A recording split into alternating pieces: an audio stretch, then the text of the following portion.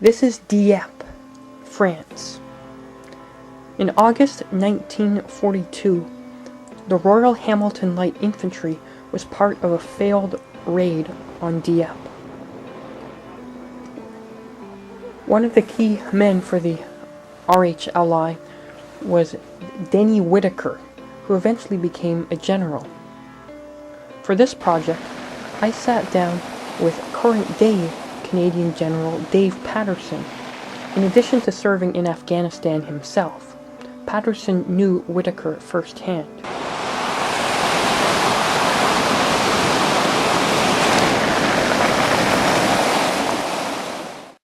So the Royal Hamilton Light Infantry, or the RHLI, they're landing on the right-hand side on Red Beach, on the main beach in front of the town.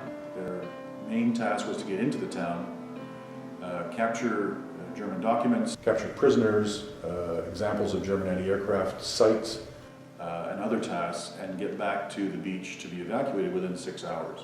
They met a storm of fire on the beach, suffered a lot of casualties, and only small groups of them actually made it off of the beach and got on into the town.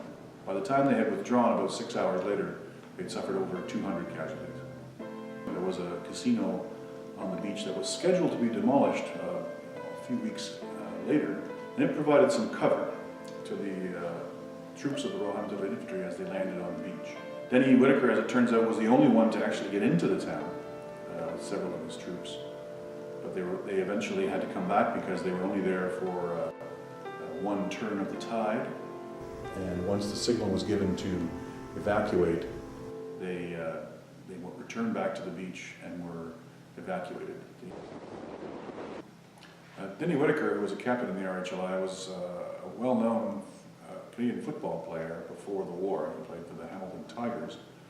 Was the quarterback of the team, in fact, so he was very well known to the Canadian public when he joined up. He also played football with the Army during the war in England while they were training. In their famous game against the Americans who had come over in 1942, where the first game the Canadians won dramatically because they had a lot of professional football players in the Army. And in the second rematch, the American Army brought together every single professional football player they could find, and so they won the rematch. I met Denis Whitaker in the late 90s when he was a member of the Canadian Battlefields Foundation Board of Directors, and also had the good fortune to tour some of the Normandy battlefields with him and Terry Kopp when he was researching a book, Victory at Falaise. He was a gracious man and very open with his memories. He shared his experiences freely with the students. They were very appreciative of that. In one of our visits to Verrières with Denis, he showed us the plaque that the regiment had commissioned and unveiled in 2004 on the 60th anniversary of the battle. It commemorates the struggle that they had in Verrières village to hold it against repeated counterattacks by the German SS, the 1st SS Panzer Division. He also led the students on a tactical exercise where we sort of recreated the experience of a Canadian battalion. He was the mentor to the group of students. But I have a man who had been actually there as commanding a battalion in Normandy as sort of the mentor to these 7 or 8 students who were trying to basically come up with solutions to the same problems he had to solve. It was quite an educational experience. Many of the 902 who died on the Dieppe raid are buried in the Dieppe Canadian War Cemetery, including many of the Royal Hamilton Light Infantry. The cemetery is just outside of the town and is unique in many ways in that it was designed and built by the Germans while they were occupying the town. They're buried in what was called the German style, in other words, head to head, as opposed to head to foot as they are in most Commonwealth cemeteries.